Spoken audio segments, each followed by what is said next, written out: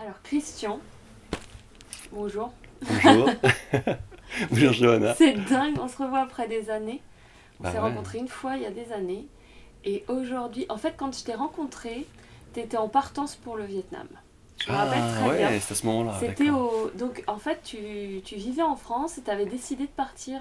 T'as des origines vietnamiennes? Ouais, tout à fait. Ouais, ouais, je suis né au Vietnam, un quart vietnamien, une grand-mère vietnamienne, grandi au Vietnam jusqu'à l'âge de 9 ans, avec ma famille vietnamienne. Donc le seul français autour, c'était mon père. Donc langue vietnamienne, culture vietnamienne comme base. Voilà, jusqu'à l'âge de 9 ans. Et du coup, t'as vécu en France. Donc, quand je t'ai rencontré, tu partais au Vietnam. Et alors là, je t'avoue, je suis super curieuse parce que autant quand je t'ai rencontré, t'avais l'air de pas avoir vraiment trouvé ta voie, j'ai envie de dire. Et là, tu vas au Vietnam et je vois passer des photos de toi à la télé, dans une pub, en train de faire des séminaires sur le bonheur en entreprise. Ouais, C'est complètement démentiel ce qui a l'air ouais. de... Qu'est-ce qui t'est arrivé là-bas? Qu'est-ce qui s'est passé quand t'es parti là-bas? En fait, j'aurais dû y aller plus tôt, en fait. Voilà. En fait, c'était ma voie. Voilà. En anglais, on dit the path, le chemin de vie.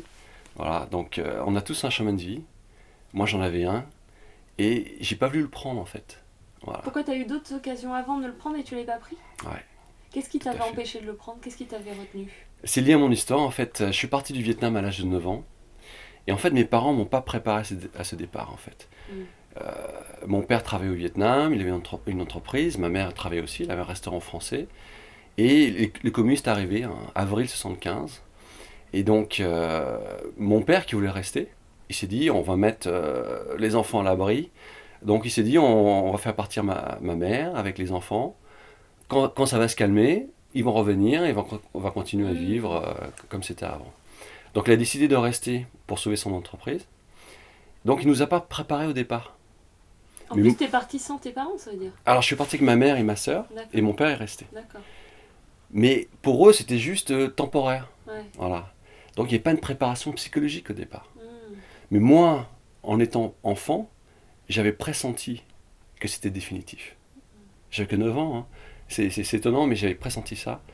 Et pour moi, c'était une déchirure parce que c'était la fin d'une enfance. Mm. Voilà. C'est la fin de tout, en fait. C'est la fin d'un monde, en fait. Parce que, bon, le Vietnam, à cette époque-là, c'était le chaos. Faut dire les choses. Moi, je me rappelle encore l'aéroport de Tan Son Nhut de Saigon à cette époque-là, c'était la fin du monde. C'est-à-dire que ce que vous voyez dans les films, voilà, moi je l'ai vécu à 9 ans. Cette peur, la peur panique, les gens avaient peur de mourir en fait. On a pris le dernier vol hors de la ville, voilà. Dernier vol Air France qui partait de Et Saigon. ça a fait que t'as pas voulu revenir quand t'as eu Alors cet effet? ça a été une déchirure, comme une ouverture au stylet au milieu de mon âme qui s'est jamais refermée en fait. Voilà, je suis parti et pour moi je voulais revenir parce que moi c'était là où était ma vie. Mm. Et je me suis retrouvé en France, c'est différent, hein, c'est notre pays, voilà, Ouais. c'est notre monde, culture, langue, etc. Mm. Bon, je me suis adapté, mais pour moi ma référence toujours c'était l'identité vietnamienne. Et en fait c'était une déchirure, c'est laisser partir d'un endroit où tu avais du bonheur en Mm, fait. mm, Voilà. mm, mm, mm. Là, déjà, on parle de bonheur à l'âge de 9 ans, tu vois. Et donc, j'ai voulu revenir au Vietnam. J'avais cette envie de revenir. Et je l'ai fait, je l'ai assouvi, en fait. Quand j'ai fini mes études, j'ai fait mon service militaire comme coopérant, 2 ans à Hanoï. Ah, ok. Hanoï, c'est pas Saigon, hein. C'était encore une autre Ouais. épreuve parce que c'est très différent. Et c'était le Vietnam en 91-92. C'était très fermé. C'était un des pays les plus fermés au monde à cette époque. D'accord. Donc je suis revenu 2 ans, et au bout de 2 ans, contrat fini, je voulais rester, impossible de rester, parce que 91-92, c'était à peine l'ouverture économique du pays, il n'y avait pas d'opportunité, donc il a fallu que je reparte du Vietnam Et une en plus, deuxième fois. donc t'as eu un choc t'avais le souvenir d'un Vietnam qui n'était plus le Vietnam que t'as retrouvé. Ah oui, alors très différent, oui, tout à fait, parce que Hanoï, c'est pas Du coup, tu Saigon, hein. pouvais pas satisfaire ta nostalgie. Alors, je l'ai satisfaite en vacances, j'ai eu des vacances, et donc je suis retourné à Saigon, et dans le sud, pendant ces périodes de vacances. Et là, c'est extraordinaire.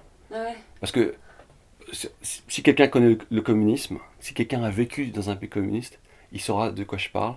Le communisme a ça de bon, peut-être la seule chose qui a de bon, je m'en excuse, hein, s'il y a des gens qui sont communistes. À tous les communistes du monde, je Du monde. m'excuse. Mais bon, les gens qui vivent dans un pays communiste savent de quoi je parle. Donc c'est quoi j'ai pas de problème. C'est qu'ils conservent tout. C'est-à-dire que rien ne change. C'est-à-dire que maintenant Cuba va s'ouvrir. C'est-à-dire que si tu vas à Cuba maintenant, c'est Cuba comme tu l'avais quitté dans les années 50. Ouais. Donc moi, quand j'ai retrouvé Saigon, c'était extraordinaire. C'est un voyage de longtemps. J'étais parti à 9 ans, je suis revenu, j'avais 23 ans. Et le Saigon que j'ai connu était exactement. En fait, les Comme communistes quand t'ont je l'ai mis vu. Saigon dans du formol et c'était parfait pour toi. Ah ouais, c'était incroyable. Imagine, tu reviens là où tu as grandi et Pareil. t'as 20 ans, Ouais. t'as 15 ans de plus, quoi. Ouais. Voilà. Donc j'ai retrouvé exactement les lieux de mon enfance, tels qu'ils étaient dans ma mémoire. La seule chose, ils étaient plus petits. Parce que moi, j'étais passé de 9 ans à 1m90, 23 ans. Donc c'est extraordinaire. C'est une expérience extraordinaire. Euh, une sensation fantastique de retrouver les lieux de son enfance. Ça, c'est fort. Mais j'ai dû repartir. Donc, deuxième réouverture d'une blessure qui n'avait pas guéri. Et là, pendant 3 ans, quand je suis revenu en France, pendant 3 ans, j'ai essayé de revenir en Vietnam. J'ai continué à chercher du travail pour revenir au Vietnam. D'accord. Et j'avais trouvé un job pour une entreprise touristique. Les conditions n'étaient pas excellentes, financièrement, etc. Donc j'ai un peu hésité et j'ai demandé conseil à mon père. Et mon père, qui est un grand expatrié, m'a dit non, les conditions ne sont pas très bonnes, tu ne devrais pas y aller. Alors que moi, au fond de moi, j'avais vraiment envie d'aller. Et du coup, je l'ai écouté. Ah, J'ai écouté, j'ai pas écouté mon intuition. Et j'ai refusé l'offre. Et après ça, j'ai pas pu trouver d'autres jobs. de travail. Il a fallu que je m'aide à travailler. Ça faisait 3 ans que je galérais, des petites choses comme ça à gauche à droite. C'était pas vraiment stable. Et donc, j'ai renoncé au Vietnam. Je me suis dit, bon, oublie le Vietnam. Oublie la chose que tu aimes le plus au monde. Ah, c'était quelque chose, hein, c'est une grande décision. Ouais. Je dis, tu peux pas revenir au Vietnam, ça te fait mal, donc oublie le Vietnam. Imagine, tu aimes l'homme de ta vie, tu as rencontré l'homme de ta vie. Ouais, non, mais j'imagine. Il est là à porter. Là. Je prends le parallèle parce que Ouais, c'est ça. à ce niveau-là. Ouais. Et tu dis, tu pourrais vivre avec lui, faire ta vie avec lui, et tu sais que c'est ta vie. Et tu dis, non, je refuse, je veux l'oublier. Parce que ça me fait trop souffrir de ne pas être avec lui. Ouais. Voilà. Et moi, c'est ce que j'ai fait.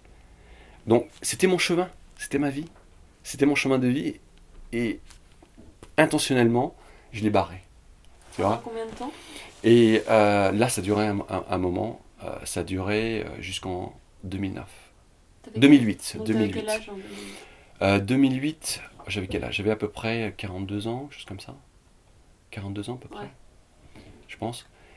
Et là, alors, c'était même, 2008, voilà. Alors c'est marrant, il y a une chose qui est extraordinaire. Tu peux pas échapper à ton chemin de vie. Voilà, moi j'ai appris ça. Hein. Bon, je l'ai vécu, donc c'est plus qu'apprendre, c'est le vivre. Il va sans cesse revenir vers toi et te faire des signes. Il va te tirer vers lui.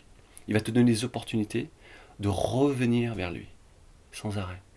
Et moi, la première opportunité, c'était un ami, le même ami qui m'avait pistonné pour avoir le job au Vietnam la première fois que je suis revenu. Ouais. Les 2 ans de service militaire.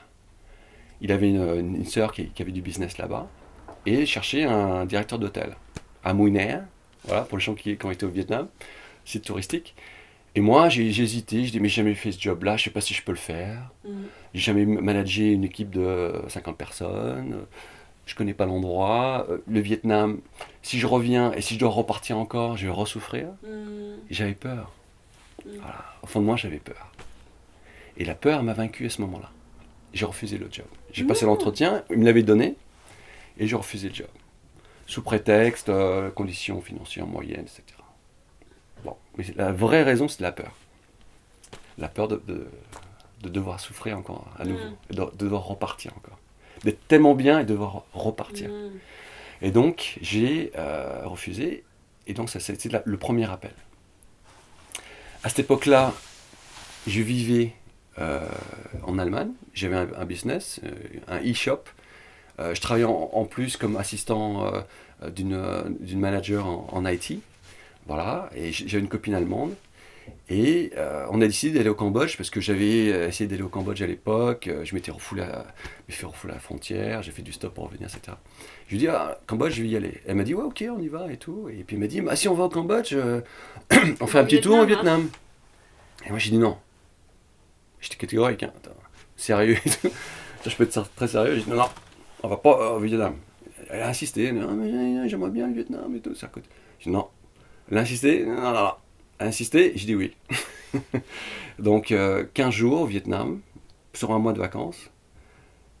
Et là, c'était extraordinaire parce que là, les 15 jours qu'on a passés au Vietnam, c'était en 2008. Ah, c'était le bonheur total, quoi. Un bonheur que je n'avais pas expérimenté depuis des années. J'avais vécu dans pas mal de pays entre-temps, hein.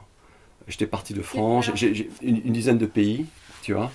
Et ce qu'il y a, quand tu vis dans d'autres pays, dans 2 ans et demi, etc., des périodes d'un an à 2 ans et demi, et à un moment, tu te poses toujours la question.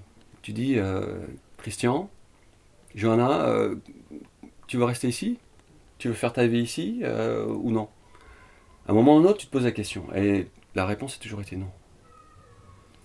Comment tu arrives au Vietnam alors? Alors, Si t'as refusé le job, je pensais que c'était le job qui t'amenait au Vietnam. Non, c'est pas le job. Alors? Et alors, donc les 15 jours de vacances au Vietnam, très heureux, et je reviens, et là, une dépression, quoi. J'étais triste. Mais d'un jour à l'autre, les 16 heures de vol, alors j'étais dans le bonheur total, à un niveau exceptionnel que j'avais pas vécu depuis très longtemps. En fait, j'ai jamais vécu, en fait, peut-être. Et je reviens en Allemagne, premier jour de retour, la première neige de l'hiver, et là pendant 3 jours, je suis assis devant la fenêtre comme ça, et j'ai une tristesse profonde, quoi. Et là, je me suis parlé à moi-même, je me suis dit, ok, Christian, qu'est-ce qui se passe là? Tu vois le dialogue intérieur. T'as un problème là, Christian. T'as un gros problème. Parce que là, il y a 16 heures, t'étais heureux comme parrain, et là, t'es déprimé, quoi. Qu'est-ce qui se passe? Tu vois? Et je dis, bon, bah c'est clair, hein. Parce que là, j'étais là où je devais être. J'étais heureux, voilà, dans le pays, là où j'ai tout ce qu'il faut, quoi, en fait. Et là, je reviens, je suis pas à ma place, tu vois. Et je me dis, bon, alors, qu'est-ce que tu vas faire? La question, c'est ça. 3 jours, hein. Alors, 3 jours, bon, je me suis dit, bon, faut faire quelque chose, là. Tu vois. Je me dis, bon, t'as le choix, hein. Ou tu continues comme ça, ou tu revis ce que t'as vécu. Alors, je me dis, bon, qu'est-ce que tu vas faire, alors? Quelle décision tu prends? Je dis,